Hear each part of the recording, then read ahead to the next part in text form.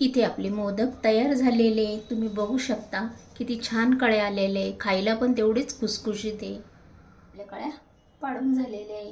एकाच साईडला अशा सगळ्या कळ्या आपल्याला झुकवून घ्यायच्या आहे। इथे अशी मोदकाची आपण शेंडी काढून घ्यायची वरती। तुम्ही बघू शकता इथे आपला मोदक तयार झालेला आहे।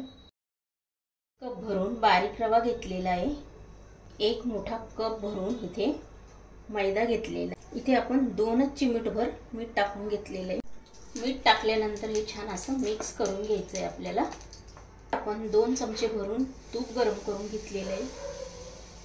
याच्यामध्ये आता तूप टाकून घेतलेले आहे। तूप टाकल्यानंतर हे हाताने नाही चमच्याने हे छान आपल्याला मिक्स करून घ्यायचं आहे। तूप छान याला चोळून झालेले आहे। तुम्ही बघू शकता हातावर असा घट्ट गोळा होतोय।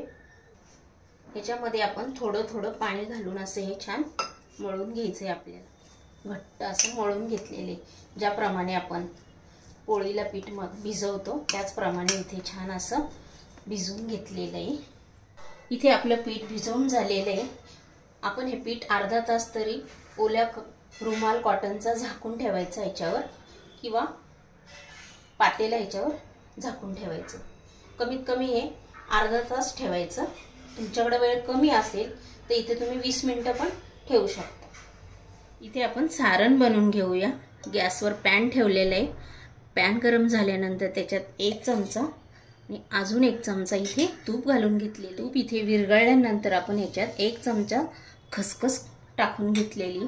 खसखस आपल्याला याच्यामध्ये छान फ्राय करून घ्यायची आहे।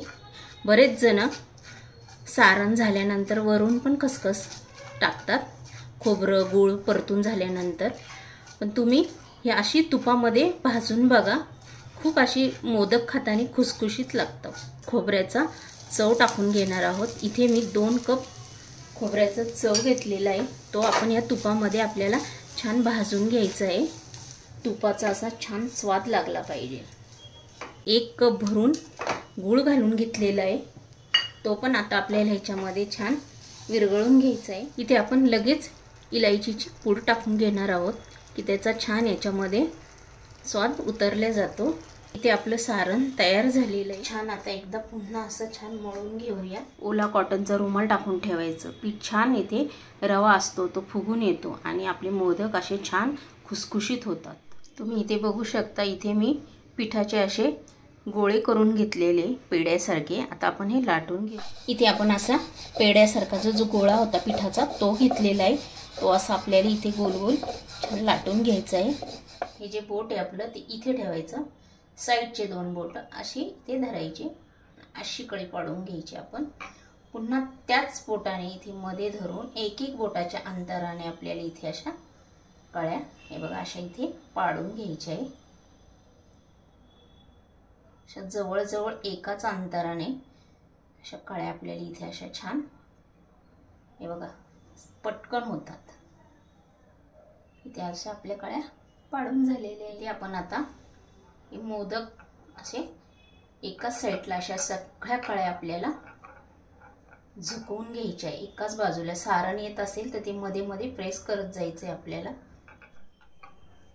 इथे आपण हे अशा इथे अशी मोदकाची आपण शेंडी काढून घ्यायची वरती। तुम्ही बघू शकता इथे आपला मोदक तयार झालेला आहे।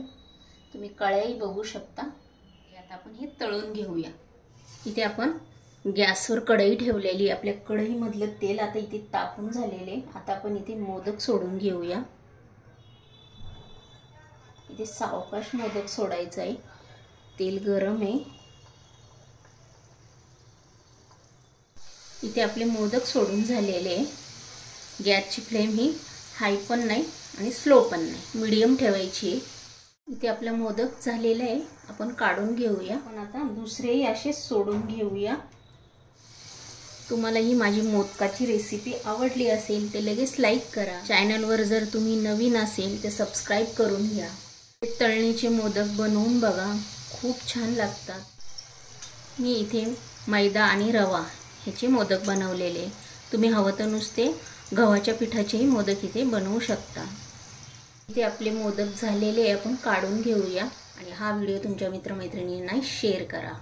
वेळात वेळ काढून तुम्ही माझी ही रेसिपी बघितली त्यासाठी धन्यवाद. असे छान छान व्हिडिओ घेऊन आपण पुन्हा भेटूया. बाय.